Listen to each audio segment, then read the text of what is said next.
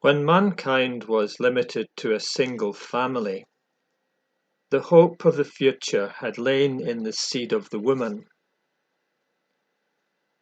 The patriarchal age had looked forward to a descendant of Abraham, the Mosaic to a prophet and a legislator.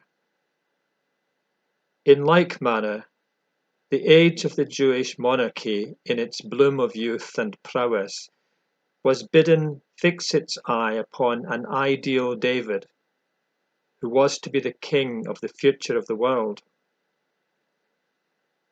Not that the colouring or form of the prophetic announcement lowered its scope to the level of a Jewish or of a human monarchy.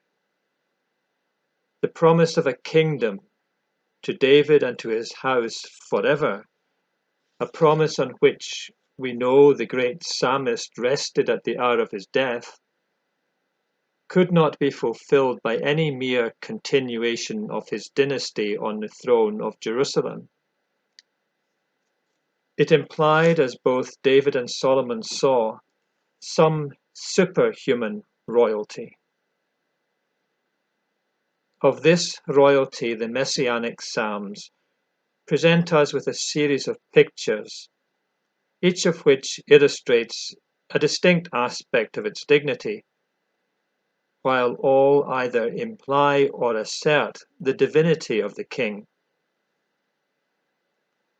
In the second psalm, for instance, Messiah is associated with the Lord of Israel as his anointed son, while against the authority of both, the heathen nations are rising in rebellion. Messiah's inheritance is to include all heathendom. His sonship is not merely theocratic or ethical, but divine. All who trust in him are blessed. All who incur his wrath must perish with a sharp and swift destruction. In the first recorded prayer of the Church of Christ, in Acts 4:25 and 26, in St. Paul's sermon at Antioch of Pisidia, chapter 13, verse 33, in the argument which opens the epistle to the Hebrews, this psalm is quoted in such senses that if we had no rabbinical textbooks at hand, we could not doubt the belief of the Jewish Church respecting it. The 45th Psalm is a picture of the peaceful and glorious union of the King Messiah with his mystical bride, the Church of redeemed humanity. Messiah is introduced as a divine king reigning among men. His form is of more than human beauty. His lips overflow with grace. God has blessed him forever and has anointed him with the oil of gladness above his fellows. But Messiah is also directly addressed as God. He is seated upon an everlasting throne. Neither of these psalms can be adapted without exegetical violence to the circumstances of Solomon or of any other king of ancient Israel. And the New Testament interprets the picture of the royal epithalamium no less than that of the royal triumph over the insurgent heathen of the one true king, Messiah. In another psalm, the character and extent of this messianic sovereignty are more distinctly pictured. Psalm 72.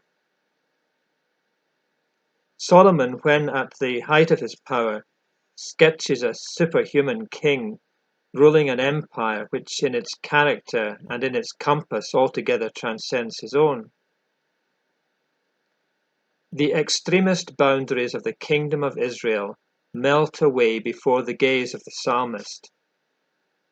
The new kingdom reaches from sea to sea and from the flood unto the world's end. It reaches from each frontier of the Promised Land to the remotest regions of the known world in the opposite quarter.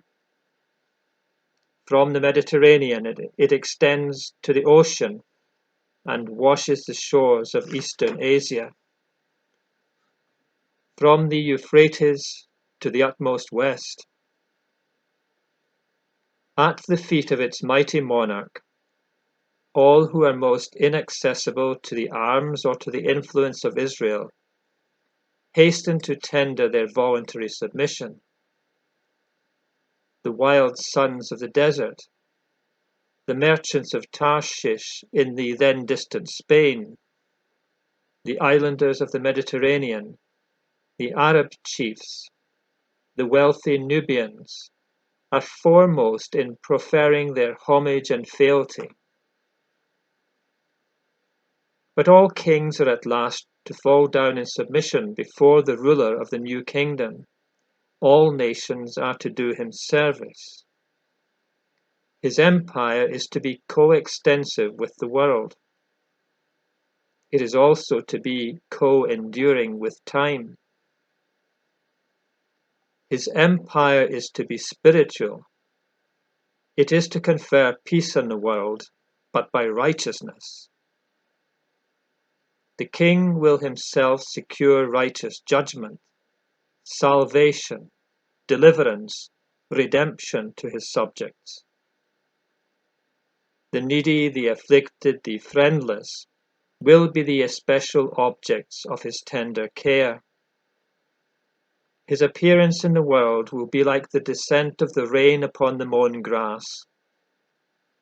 The true life of man seems to have been killed out, but it is yet capable of being restored by him. He himself, it is hinted, will be out of sight, but his name will endure forever. His name will propagate, and men shall be blessed in him to the end of time. This king is immortal. He is also all-knowing and almighty. Omniscience alone can hear the cry of every human heart. Omnipotence alone can bring deliverance to every human sufferer.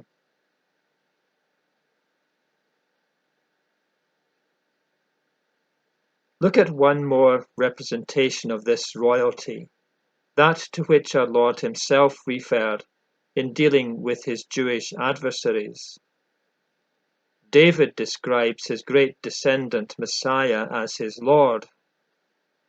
Messiah is sitting on the right hand of Jehovah as the partner of his dignity. Messiah reigns upon a throne which impiety alone could assign to any human monarch. He is to reign until his enemies are made his footstool. He is the ruler now, even among his unsubdued opponents.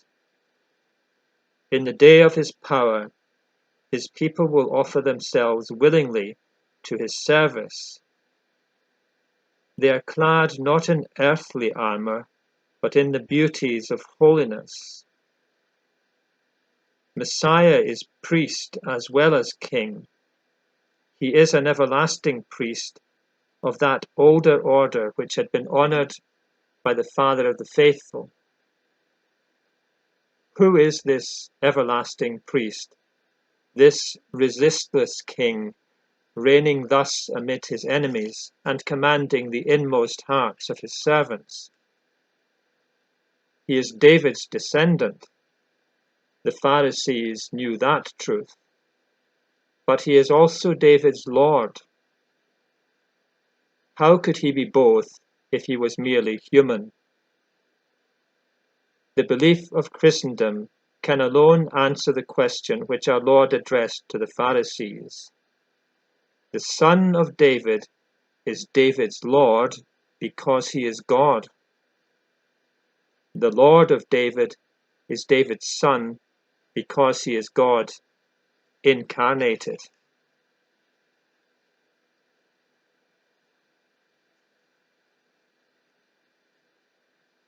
Regarding the verses Thy throne, O God, is forever and ever. Dr. Pusey observes that of those who have endeavoured to evade the literal sense of the words addressed to the King Messiah in verse 6, Thy throne, O God, is forever and ever, no one who thought he could so construct the sentence that the word Elohim need not designate the being addressed doubted that Elohim signified God. And no one who thought that he could make out for the word Elohim any other meaning than that of God doubted that it designated the being addressed. A right instinct prevented each class from doing more violence to grammar or to idiom than he needed in order to escape the truth which he disliked. If people thought that they might paraphrase, Thy throne, O Judge, or Prince, or Image of God, or Who art as a God to Pharaoh, they hesitated not to render with us, Thy throne is forever and ever. If men think that they may assume such an idiom as Thy throne, O God, meaning Thy divine throne, or Thy throne is God, meaning Thy throne is the throne of God, they doubt not that Elohim means purely and simply God. If people could persuade themselves that the words were a parenthetic address to God, no one would hesitate to own their meaning to be, Thy throne, O God, is forever and ever.